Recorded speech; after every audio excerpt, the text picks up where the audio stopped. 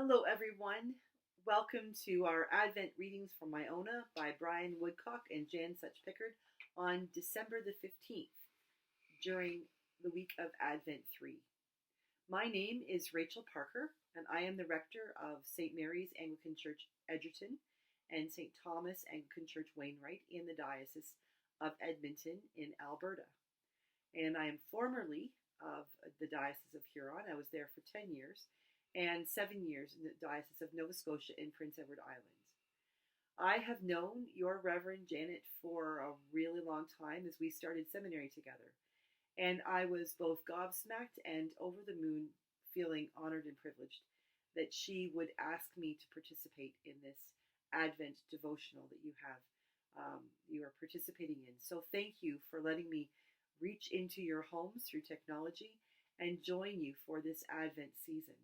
It is truly my pleasure. The reading for this morning, or for today, whenever you are watching this Advent devotional, is Luke chapter 7, verses 18 to 23, and I'd like to share that with you. The disciples of John reported all these things to him. So John summoned 2 of his disciples and sent them to the Lord to ask, "Are you the one who is to come, or are we to wait for another?"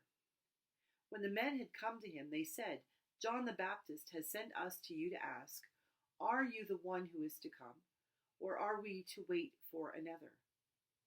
Jesus had just then cured many people of diseases, plagues, and evil spirits, and had given them sight to many who were blind. And he answered them, "Go and tell John what you have seen and heard.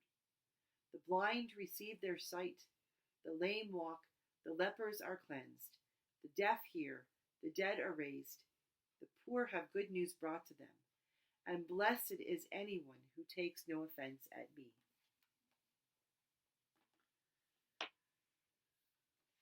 They said, "John the Baptist has sent us to you to ask, 'Are you the one who is to come, or are we to wait for another?'" The guests were starting to arrive for the centenary celebration, and the deaconess was standing at the door waiting to greet the new mayor. She wondered how she would recognize him, but was assured that other people wouldn't be wearing chains around their neck. When a chauffeur-driven car pulled up at the specially cordoned-off area, she came forward and greeted the impressive-looking gentleman who emerged and led him into the building. But after being introduced to 1 or 2 people, he tactfully informed her that he was not the new mayor. She apologized profusely, only grateful that she had not already ushered him to a VIP seat. Meanwhile, however, she had missed the real mayor. He had passed her in the corridor, but how could she have known? Not only was he chainless, he looked so ordinary. Furthermore, he had walked to the church and come in at the back door. It was the caretaker who pointed him out to her. "Yes, I know Bert," he said. "I used to do the soup run with him." A prayer. Jesus, are you the one?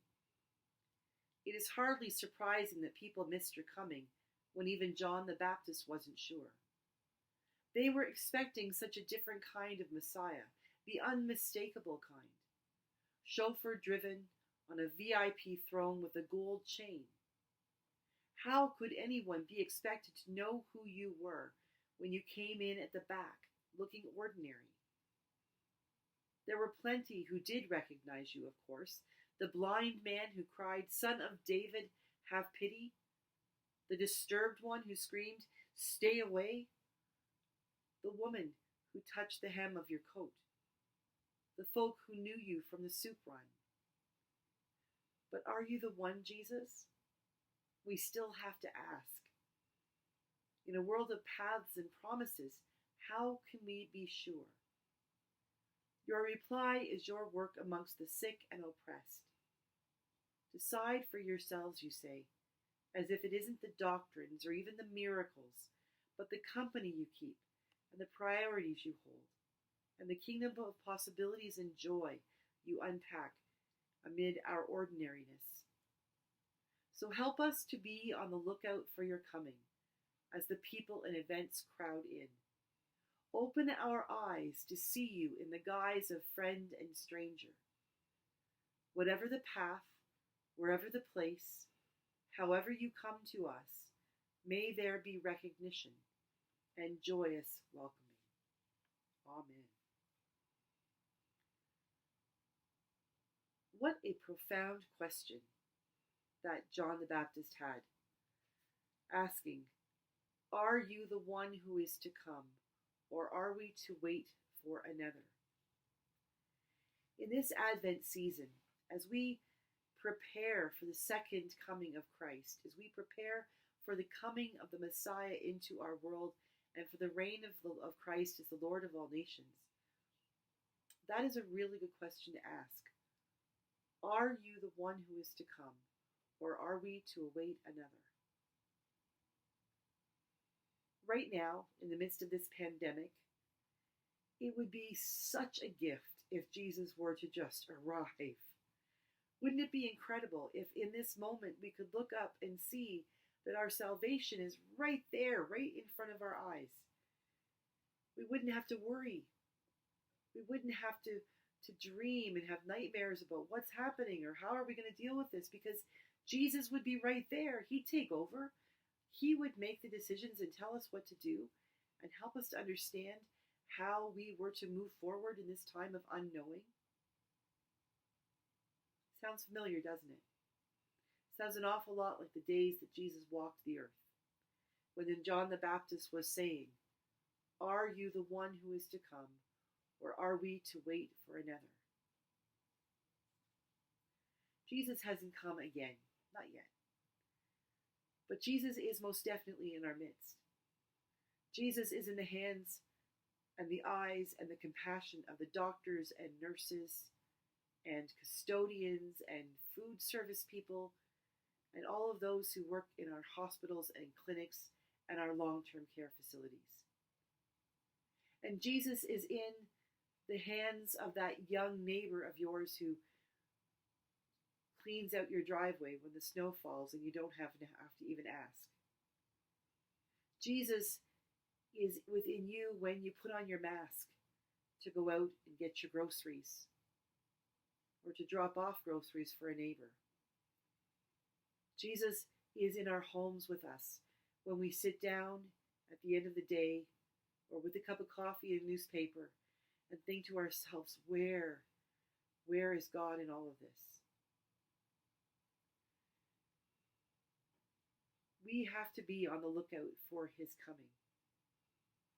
But we also have to recognize that we are the signs of his coming. We are the symbols that show that Jesus is coming. Because while he is not yet here with us as the second coming, as the reigning Lord of all nations, he is most definitely here with us in the work that we do, as we are the hands and feet of Christ. Whatever the path, wherever the place, however you come to us, however Jesus comes to us, may there be recognition and joyous welcoming. We are all, I imagine, struggling to figure out how we can celebrate Jesus' presence in a time when we can't even go to be with friends and neighbors for Christmas. And yet, we are called to recognize that he is already present. He is present in the compassion that is being shared. He is present in the love that is being shared. He is present in those scientists who are open sourcing their work, and instead of competing, they're trying to find vaccines that all of the world can share. Jesus isn't coming wearing the mayor's chains around his neck, and he's not going to show up in a chauffeur-driven limousine or sit at the VIP seat at the table because he will give his seat to someone else. Sometimes he gives it to us. Sometimes he invites us to give that seat up to others. As we walk through this Advent season, never stop asking yourself, are you the one who is to come, or are we to wait for another? We know the answer. We know where Jesus is, but it is in the asking. It is in the continuous asking, Jesus, where are you, that we are best able to continue to keep our minds on Him, our eyes on Him, and our hearts on Him.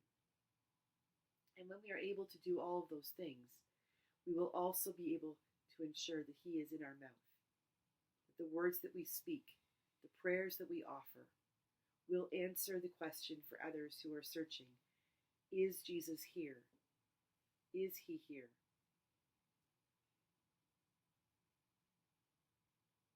In a world of paths and promises, how can we be sure?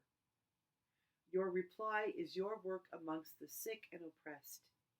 Decide for yourselves, you say. Yes, if it isn't the doctrines or even the miracles, but the company you keep, the priorities you hold, and the kingdom of possibilities and joy you unpack amid our ordinariness.